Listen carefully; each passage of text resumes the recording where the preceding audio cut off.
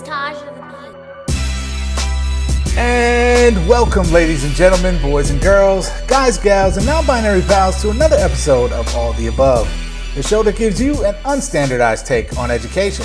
I'm Jeffrey Garrett, one of your co-hosts, and I've been a middle and high school principal and a high school social studies teacher. And as always, I'm joined by Manuel Rustin, your favorite teacher's favorite teacher. I'm a high school history teacher. This is my 16th year in the classroom, working in the Los Angeles area. And this, of course, is All of the Above, your home for news and analysis of all matters pertaining to the world of education. Jeff, you know, this is our fourth COVID socially distanced episode. So far, so good, yeah?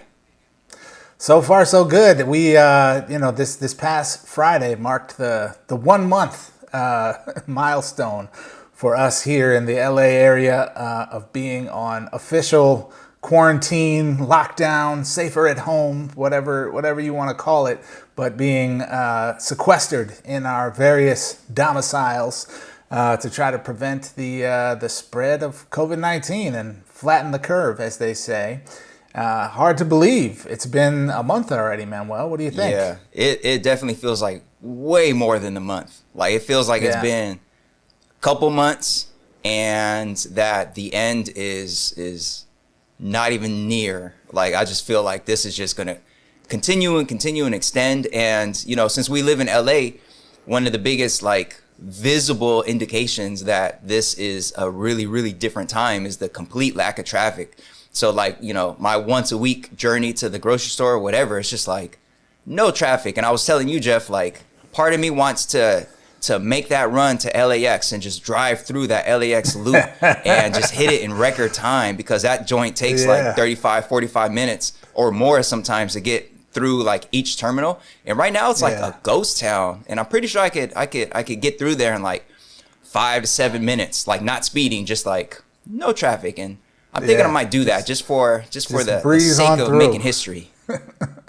Yeah, it is. I will say, for those who maybe don't come to LA regularly, my vote for worst major airport in America. Man. I will say it might be a certain type of pleasure to drive through LAX at a regular, traffic speed. Yes. Not having to go 6 inches and stop and then wait for 5 minutes. It is 6 inches and stop and wait for 5 minutes. So, man, this is the one opportunity to try that. So one of these days, I'm gonna go ahead and just try that, just to be able to say I drove through LAX at a normal, reasonable pace. Yeah. You know what I'm saying? Yeah. But anyways, folks, if you are new to our show, because, we've picked up a few new listeners and viewers over the last few episodes. So we appreciate your viewership, and we hope that you continue to enjoy what you see or what you hear. We do want to encourage you to dig through the crates. We have so many episodes going way back where we explored various topics of education. So if you are new to our show, consider going to our website, aotashow.com, and thumbing through all the previous topics that we've discussed, from suspension and discipline gaps to school safety and what makes a great principal. We had a Teach for America episode. Like, we've covered a lot. So definitely consider taking some time to dig through those past episodes. But for today's episode, Jeff, what is on the agenda?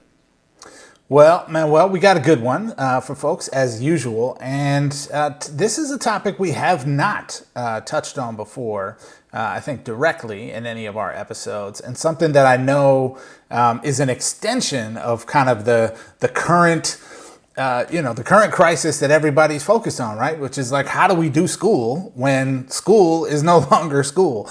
And one of the big questions that I think especially a lot of high school teachers, principals, parents of high school students, and high school students themselves are thinking a lot about is, what does this shutdown mean for AP classes, right? Now, AP classes, as most folks know, are, super rigorous courses, very regimented in terms of the curriculum that's covered, and very connected to students who are, definitely pursuing aggressively college and often admission and even credit at some of the more selective colleges in the country.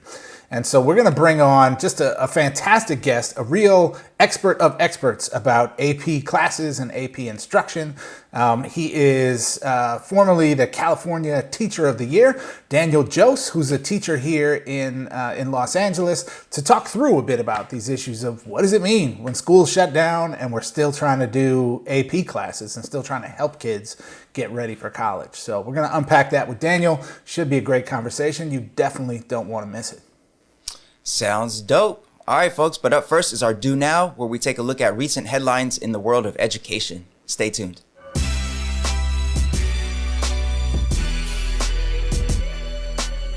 All right, folks, now it's time for today's Do Now, where we take a look at recent headlines in education. And Jeff, word on the street is that the headline for today comes from your favorite teacher's favorite teacher. That would be correct.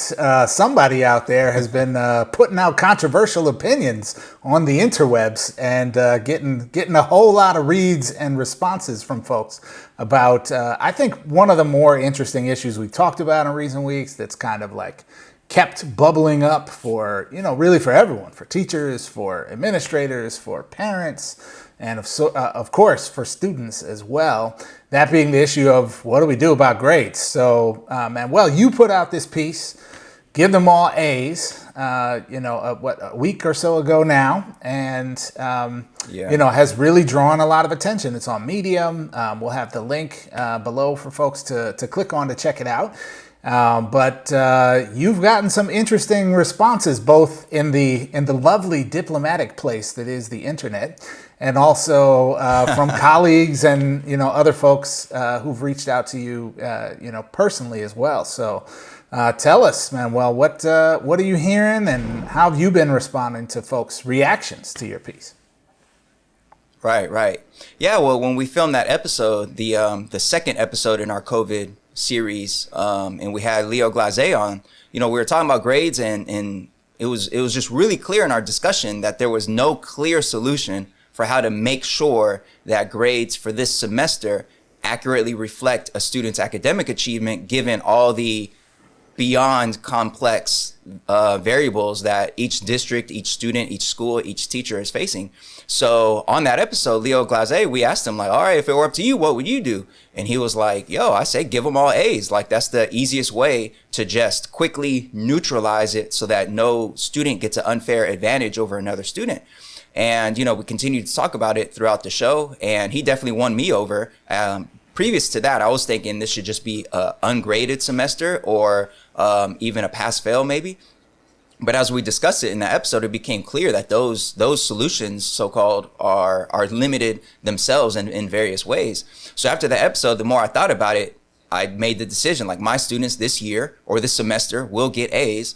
And I thought, let me delineate all the different reasons why, like, this is the most equitable solution, and kind of walk myself through my thought process, because I didn't start in a belief that everybody should get A's. So I decided to draft that all out, and I polished it up and put it out there on Medium, just because, like, whatever, Medium's easy and free.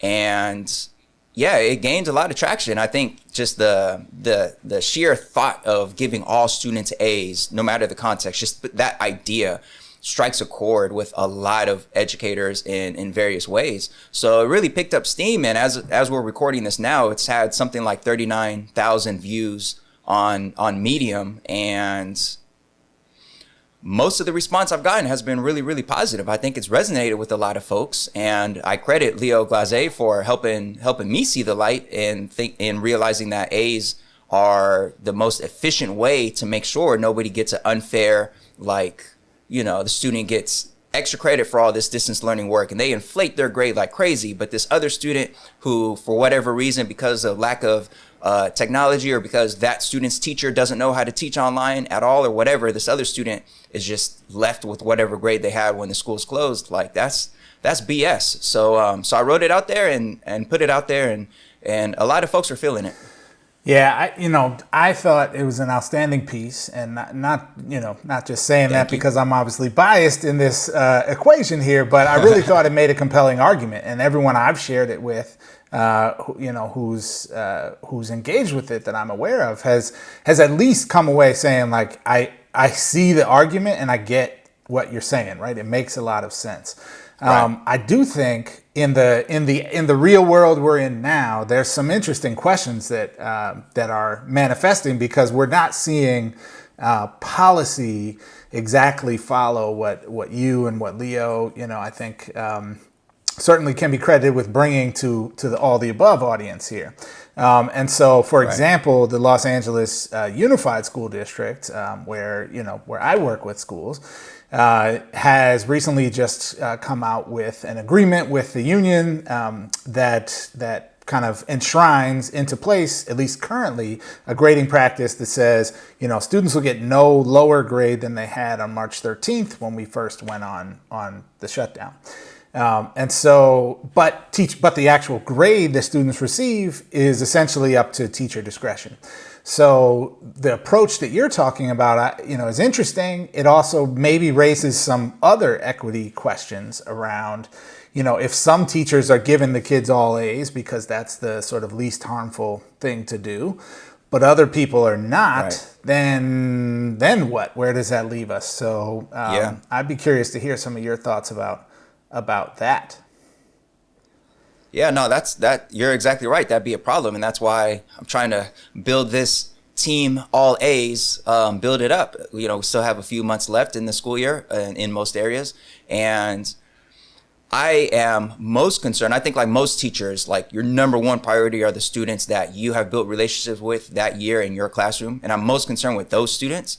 So I feel confident that even if nobody else does this at my school site, for example, like that I did my best to do right by my students, period. And especially since I have juniors and seniors, I'll admit it's probably easier for me to make that decision for juniors and seniors, given that spring semester of senior year right now is such a mess with prom and grad night and graduations and all that stuff being canceled. And in general, that's not a semester of grades that weigh heavily on a student's college prospects and things like that. And for juniors, most of my juniors who go off to college go off to a Cal State or a University of California campus, and those two systems have already sort of outlined their policy for dealing with this semester. And I know that my A's aren't going to overly privilege a student in terms of placement into like a more advanced math or English class at a Cal State, for example. So I feel confident about my own students and doing the best by them. But you're right, this is something that more teachers will have to do. And I'm thinking about LAUSD's policy of at least not letting their grade go down. And that's great. But, I think about students that have a teacher like our guest today, Mr. Jocz. He's very active online. He has a huge YouTube following. And I feel like, or I assume, without having met him, I assume that his students are able to get some really quality distance learning instruction from him. But then students who have a teacher who like barely even understands how email works, like those students probably aren't going to get the highest quality instruction. So it's like, it kind of sucks that Mr. Joseph's students might end up with really high accomplished A's, and these other students are kind of stuck with what they had in March because their teacher basically checked out. That's an inequity of itself, and there's no perfect solution. It's going to be messy no matter what. Grades before this coronavirus crisis were a hell of a mess. Like that same thing I just said about this teacher is so great at this and this other one isn't. Like that was the reality before this crisis struck anyways. So I don't know. I mean, my basic philosophy here is like do no harm, in the easiest way to make sure that none of my students are academically disadvantaged because of the mess of this semester is to make sure that they have A's. And I'm gonna stick with that, even though, I've gotten a lot of pushback from members of my own school side. I've gotten a lot of love online, which is a little interesting because usually the internet's be where some of the harshest critics be, and they might be out there. But as far as for my piece and people who have messaged me directly, it's been mostly love. And the most critical messages I've received were from members of my own school site. I'm talking like essays going all in depth about how I am just totally crazy for thinking this. And that's been a bit of a surprise for me. But, whatever, it is what it is. I'm going to do right by my students, and I'm going to keep trying to advocate and trying to get other teachers on board with Team All A's. Team All A's, yeah. I was convinced by your argument for sure. And in my mind, I frame it as like, what's the least harmful thing we can do here? Because I agree with you. I don't think there's a perfect solution. And I haven't heard a better argument about what's the least harmful to students thing that we can do. It is interesting, I will note, in the agreement that was reached in the LAUSD, there is a little clause that says, if a change is made to the grading policy, right, it just needs to be made in negotiation with the union and the district, right? And so there's a door there, there's a window there where I think I'm not saying it's going to happen, but I wouldn't be surprised if as we get closer to the end of the semester and as the gaps that we see become even more pronounced, right? The large number of kids that we've hardly had any contact with, let's say, right? If that stretches to 12 weeks of school as opposed to, 4 weeks of school, right? I wonder if there'll be an increasing appetite for something that's like, hey, how do we just minimize harm here? So we'll see. Yeah, I think this is going to be this idea is going to continue to develop over time as more people face the facts that their grade book is an absolute mess and absolute trash. And the pushback that how do you really feel, receive from, I mean, it's just the facts. And the pushback that I have received, pretty much the main argument is, soaked in meritocracy and this idea that some students worked really hard for their A's. And, why would a student do any work if they know they're going to get an A in the end? And for one, I totally disagree with all of that. I mean, some students worked really hard for their A's. I worked really hard to pay off my student loans. That doesn't mean I don't want to see other people's student loans forgiven, because just because I had to scramble and grind for it doesn't mean I want everybody to be hurt because they need to feel the pain I felt. So that whole idea of some people worked hard and some people didn't, you just forget that. And I mentioned in the article, people are getting these stimulus checks supposedly one day, I guess. And some people didn't do anything to earn that $1,200 check. Some people's jobs are intact. They've been working remotely even before the crisis and they're still getting a check. But I don't see a lot of outcry over that. But when it comes to students getting this little bit of benefit, then everybody's just up in their feelings, and it just doesn't make sense to me. America loves the myth of the meritocracy, Manuel. Yeah, and even if I believed in that myth, even if I was a full-blown meritocracy person,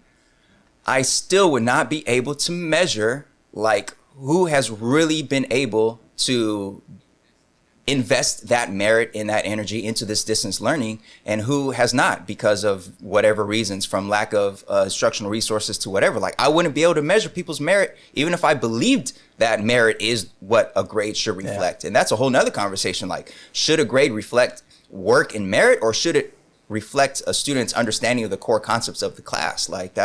It's just such a mess that I'll be honest, I'm disappointed that amongst my own school staff, at least, that I'm feeling like I'm fighting this battle by myself. I feel really isolated there, but then I jump online and I see teachers from British Columbia to New York who have my back on this and realize this is what's right. And I've been working with a few teachers on how to communicate this to students in a way that they understand why that's the decision, and that they remain invested in the instruction. So my students, my seniors especially, they know this is the deal. They were circulating that article right away. And this week's work this week's assignment that I gave them, I got it back from the majority of my students. So it's they know they're ending with A's, but they're still hitting me up with these. It's not like they're just going to drop my relationship with them and my course and my instructions and just all that learning. They're not just going to drop it because now they know they have an A.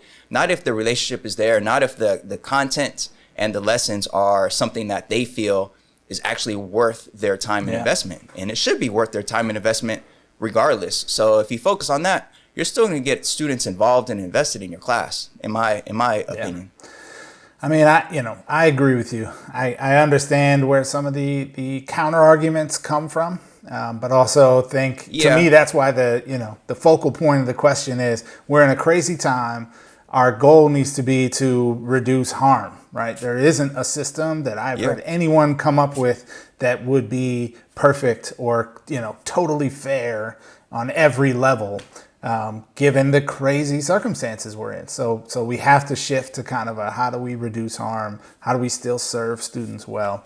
And I think the idea that, that Leo named and that you beautifully articulated is the best I've heard. So So that's it. That's the truth. Yeah, The sure. discussion's over. If you disagree, so what? Yeah. So shout out to Leo Glaze. If you are not already following him on Twitter, if you're on Twitter, it's or he's at I am Leo Glaze, and yeah, dope stuff, man. We only bring the dope guests and the dope conversations to all of the above. So shout out to him, and yeah, we're just gonna keep working with the students' best interests in mind. And that's that. All right. Next up, folks, is today's seminar featuring a fantastic guest, Daniel Jocz, talking about AP class during the shutdown. Stay tuned.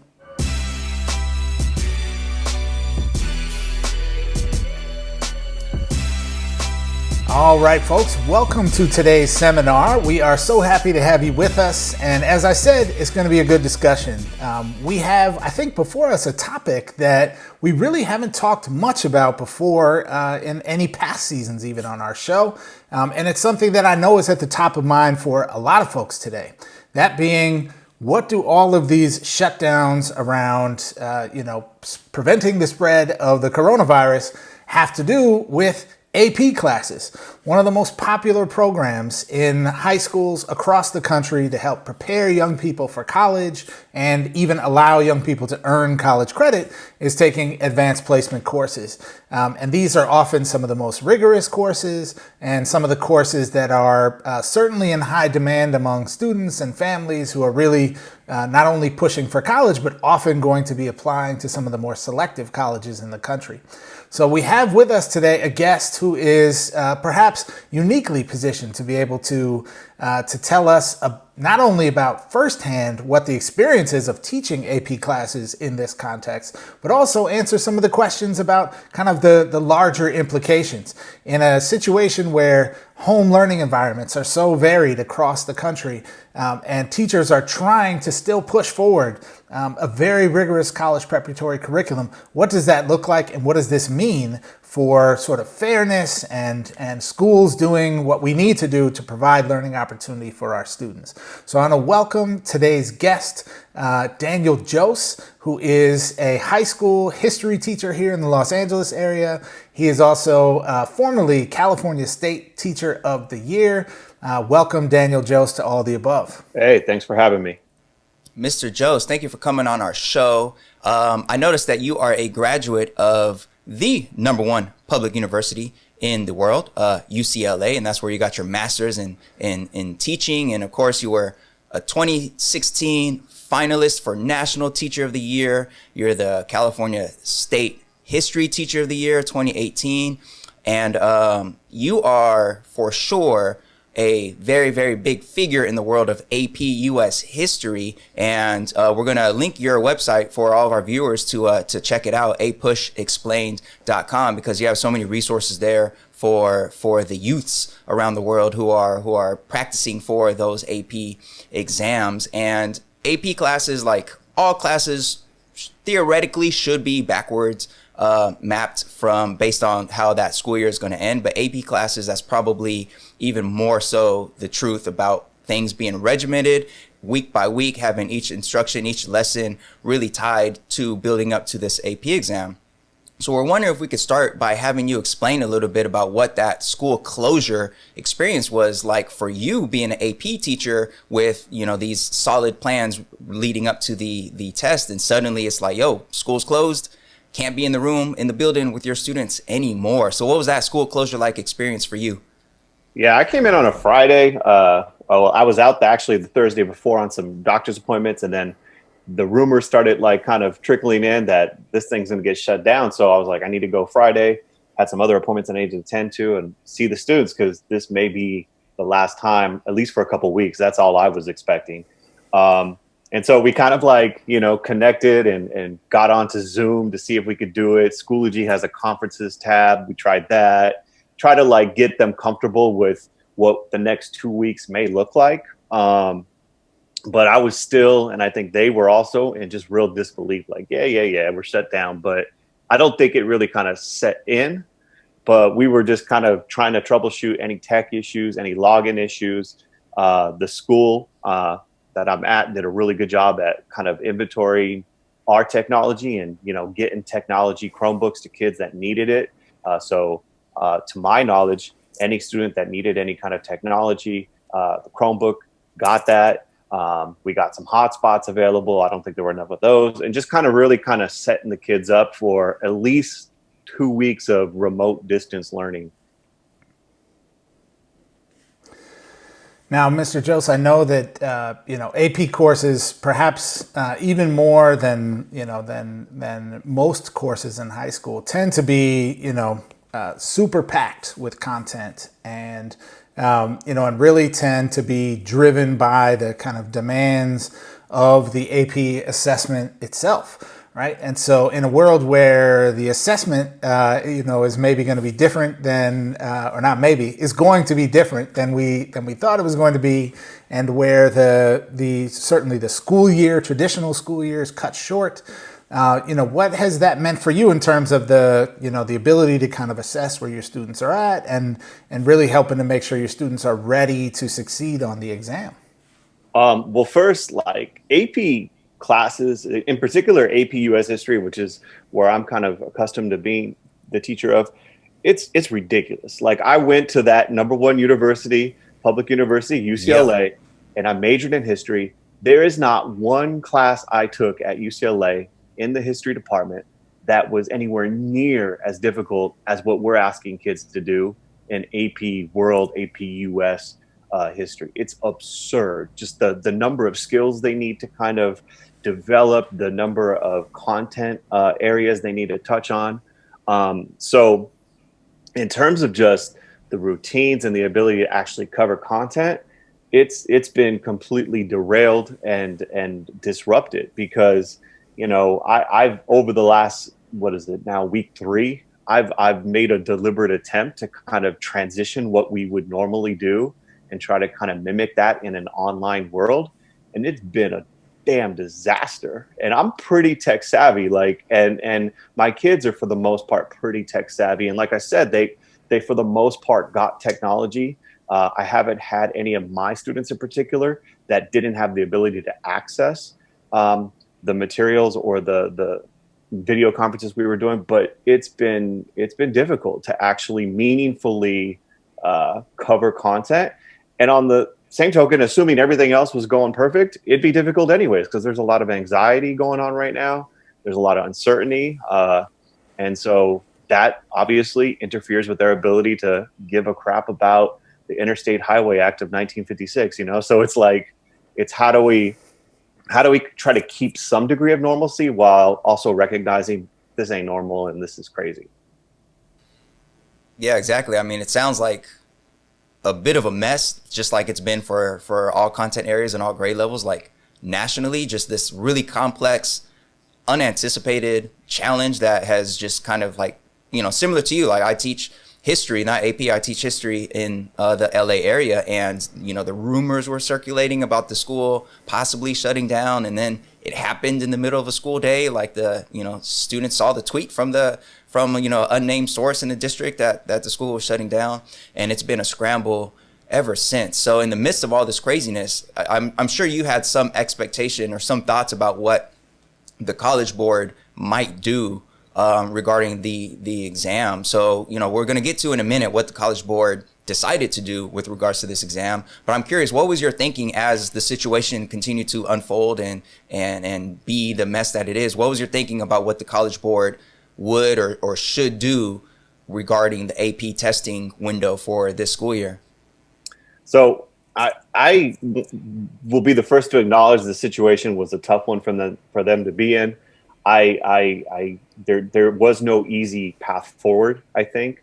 I also don't have a lot of faith in the College Board, and I feel like they oftentimes speak out of both sides of the mouth. They talk a lot about equity, but then I don't really think that they follow up with it in the way that's meaningful. It seems like sometimes it's more about just getting more kids to test to, get those exam fees. So when everything kind of got unplugged, first I thought, okay, we'll be back. No, we'll be back in the room. Yeah, we'll lose some time, but we'll get back into the swing of things. And once that became abundantly clear that that's not happening, I really had no kind of concrete answer, but I thought perhaps they would give students an out. You can get a full refund and maybe punt the exam date to in the future, whenever that may, this whole situation may be resolved, just kind of, maybe to the summertime, giving students, an option to just kind of remove themselves, but also honoring that a lot of students have worked really hard and they want to kind of take this assessment. They want to, possibly get college credit. So giving them that option once things kind of can be a little bit more, controlled, and perhaps they can go to the testing location or their school site, whatever. But I did not think they would do what they ended up doing. Yeah. So speaking of what they ended up doing, this year's conditions for AP testing are going to be like nothing we've seen before, at least in any type of modern context. And so, it's really bringing to the surface the wide variability of learning conditions that exist for students at home, right? Let alone the wide variability that can exist even within a school itself. But in particular, when we're talking about a testing at home context. So I'm wondering if you can give us, Daniel, just a bit of a rundown of some of the changes that are now in place for this spring's assessments, and also your thoughts about what that means really in terms of fairness, given the wide variability of conditions we know are going to exist. Yeah, so let me walk us through what it would normally look like back in the day. And it was a whole event, right? The 2-week period for my students, they would come in the morning, we'd get some snacks. We'd do like corny toast with, that apple juice champagne stuff. And, Nice. and we would like kind of have this community moment, and the kids would go into a space, usually like the auditorium or the gym, and they'd be sitting there for a good 4+ hours taking, in terms of the AP history exam, a multiple choice section, a document-based question, SAQ, LAQ. So they had 4 different assessments over the course of 4+ hours to kind of demonstrate that they've learned the material that they've been studying for a year. Now we are going to transition to being at home. They have said that the exam could be taken on any device, including a cell phone, which, dang, you must be like ultra quick with the text messages to be able to write the answer, because the exam is now going to be a document-based question. They have scaled back the number of documents. So usually it's 7, now it's going to be 5, and they're going to have 45 minutes to write it. They can handwrite it, they can type it, and then they'll have 5 minutes to try to upload it to whatever the platform is that they're going to use. To their credit, they did actually make the rubric, I think, much better. It's a rubric that I think they should actually be using all the time, because it gives more, there's different degrees of proficiency. Like, you're starting to kind of show you understand it. So the rubric has been adapted. The exam is all coming down to one essay, which I think is just a bunch of crap.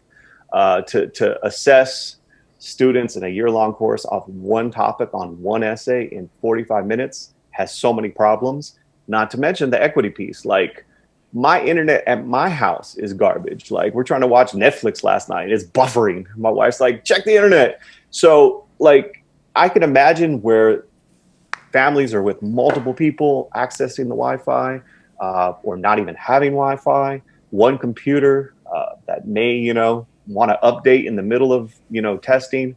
There's just so many variables that are going to make a stressful situation even more stressful. I, as a college graduate with a history degree, sometimes look at these DBQs, and it takes me a long time to process what I need to do. The time is just not enough, and the ability for students to have access to fairness in testing is, I think, not there. And if I understand correctly, like the time window for taking the exam is like the same block, the same. Yeah, so if you're in like freaking globally, right? Yeah, if you're in like Brazil or South Korea, because there's a lot of students who are international, right. You may be waking up at 3 a.m. We can figure out some time zone stuff, East Coast, West Coast, and their reasoning is, they have to ensure fairness. So rather than, I guess, making multiple questions, everyone's taking it at the exact same time, which, I don't know, like if your login doesn't hit, say it's 9 a.m. and it doesn't go live until 9:05, do you now only have 40 minutes left? I don't really know, but I could imagine, just having been on their platforms, they have AP Classroom, they have, the score reports. There's so many glitches on a regular day when there's not thousands of people accessing these resources. So I can imagine it's going to be interesting, to say the least.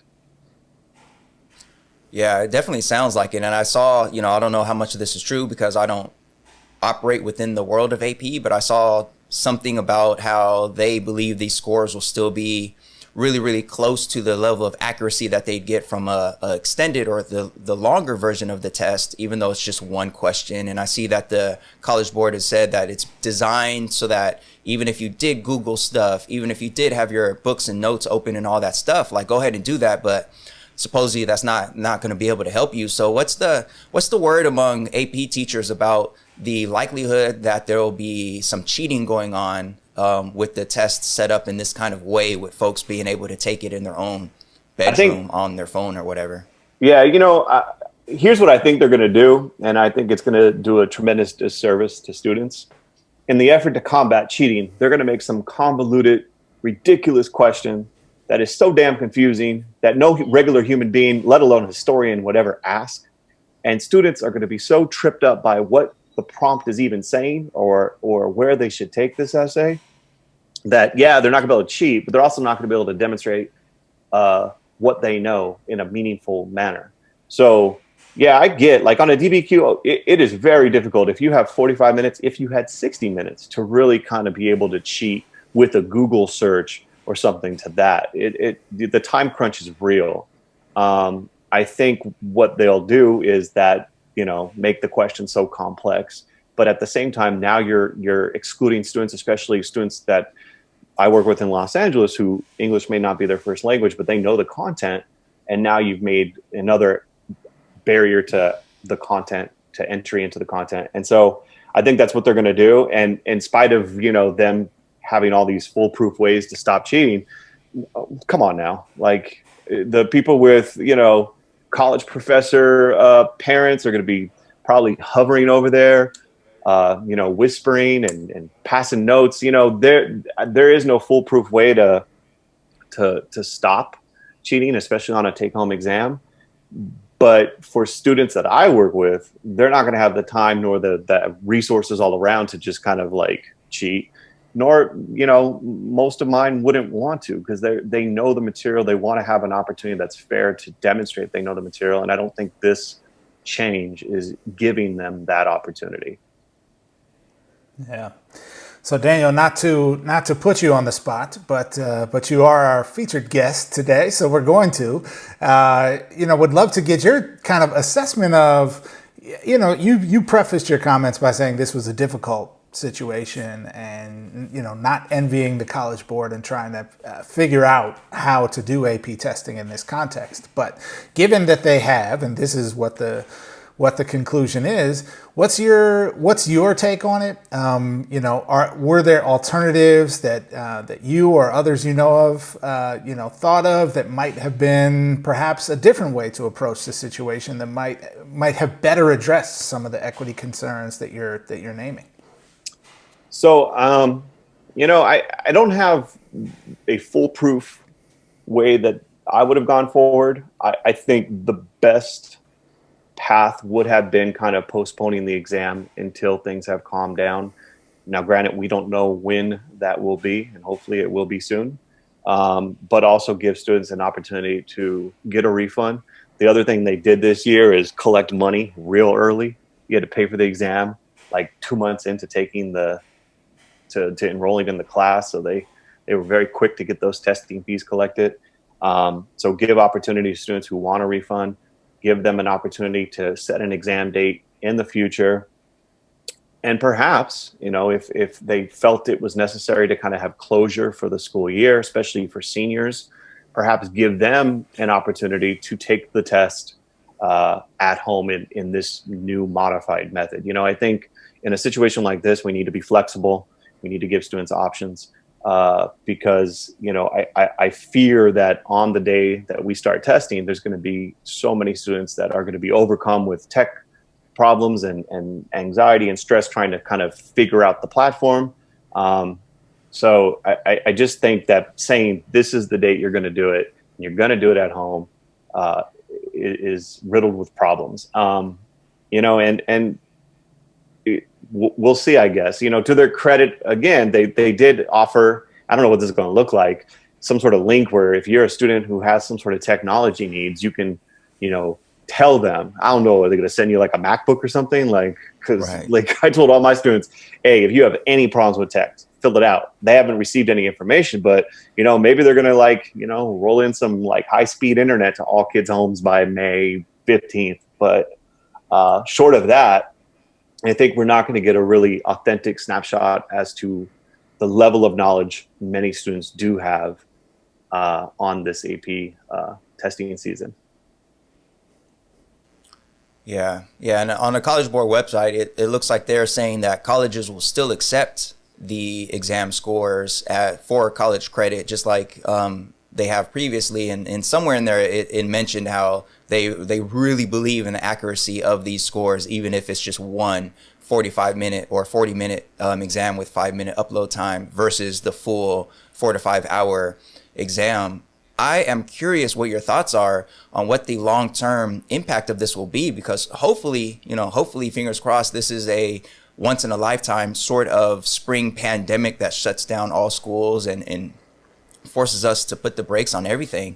But knowing the College Board the way like that I perceive them to be, I'm pretty sure that somebody within the College Board is plotting and hoping that this is perhaps the beginning of a new phase of the College Board where everything from SATs and PSATs to AP exams generally are available in a distance model, just in case there's future situations that come up or whatever. So I'm curious what your thoughts are as to long-term impacts of this year's College Board AP exams being in this format. Yeah, I think like even zooming out from that question, I think this is an interesting time in education in general. There's a lot of folks talking about like, what does this mean to education in general moving forward? And I've seen some people on like Twitter. I have some colleagues who kind of have been boasting and bragging about, oh yeah, this is going really well. I really enjoy this format. And oftentimes, especially the people I know, they like this because they don't really got to interact with students. You know, you just post a bunch of stuff on, you know, some platform and the kids click, click, click. And then, you know, sometimes the computer even grades it and learning is happening in their mind. But from a cost standpoint, I hope like we don't think that this is true, authentic, meaningful education. You know, I think that there has been a move towards putting things on a digital platform, which can have value, but we leave people behind when we do that.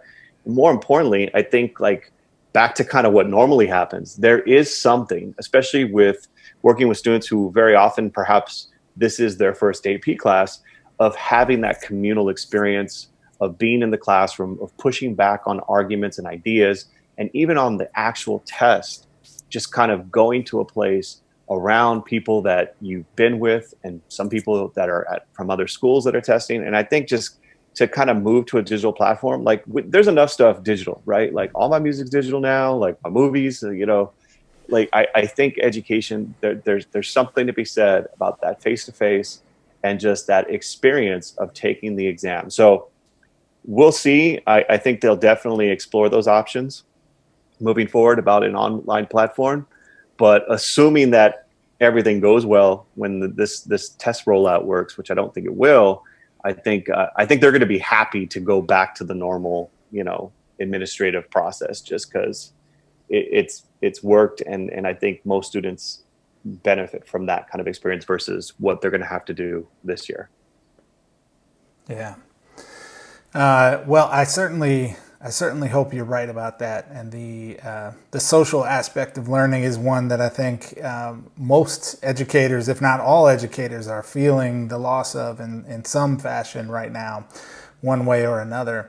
But Daniel, I'm wondering, before we go, you have a particular shirt on right now. I'm wondering if you can maybe share with our audience a little bit about what that shirt is, who's on that shirt, and if they want to get one, maybe if that's possible, where they could go to find it. Yeah, so every year I create a shirt for my students, and I got a little hookup in LA, and they kind of make them at cost, and it's kind of a way once again to kind of like build that school community. It's almost like like those t-shirts you get, I survived, and then like some event like I survived APUSH. This is like your badge of honor, because the class is hell in terms of the speed and the pace. So this shirt is just like one, I was play on words, instead of Avengers it's APUSHers. We had a lot of debate about who should go on the shirt, because being on the shirt is not an endorsement of person's policies or politics or history. It's just kind of like iconic figures that if you're in APUSH, you kind of will know who they are. So we got George Washington, Rosa Parks, Martin Luther King, and Theodore Roosevelt. We've had other ones with different figures. And it's also just a way for me to kind of continue to offer my resources at apushexplained.com for free. Like, there's a lot of teachers. I get so annoyed with Twitter. I sometimes just say I need to delete it. Or they'll be like, oh, I have this idea. And more often than not, it's like something they stole from someone else on some platform where teachers are sharing, and then they're trying to like slang it to people like, oh, here, this resource is free, but now pay for my packet. And a lot of my students don't have the money for that type of thing. And I didn't get into this field to be big baller Tiger King status, but so I'm trying to like offer some resources, but I need to raise a little bit money to pay for the website fees and get a decent mic, because everyone says I sound like I'm screaming on my videos, because I'm literally screaming on my videos because I'm doing them in my garage, like while the kids are asleep. So yeah, it's just a shirt that my students rock, and anybody who wants. I think we're almost sold out of all of them, because I don't make a whole bunch of them, just enough to cover the cost of the website. And yeah, it's just, we survived at APUSH. We need to make a new one with the coronavirus, like. That's big facts. That's big facts. Yeah. Folks, you heard the man, apushexplained.com. Head over to the site. Check it out. There's a lot of great resources there, and a lot of great videos, especially if you are a teacher of advanced placement or a parent of a student in advanced placement. There's a lot of great resources there. And like Mr. Joe said, a lot of these other folks, man, they be pirating other people's ideas and try to charge folks and all that good stuff. So Mr. Jocz, the 2018 California History Teacher of the Year, has a lot of resources there accessible to our most marginalized populations who perhaps don't have those parents who could go out and spend big money on all the AP tutors and resources and all that good stuff. Mr. Jocz, thank you so much for coming on All of the Above to help us explore these changes to this year's AP exams, given the coronavirus crisis that has impacted our education system in so many complex ways. So we want to thank you for taking time out to be here and sharing your thoughts with us. Yeah, most definitely. Thanks for having me, and appreciate spending some of the quarantine time with you folks. Yeah. All right, folks. That's it for today's seminar. Up next will be our class dismissed, where we give shout outs to folks doing great things in the world of education. Stay tuned.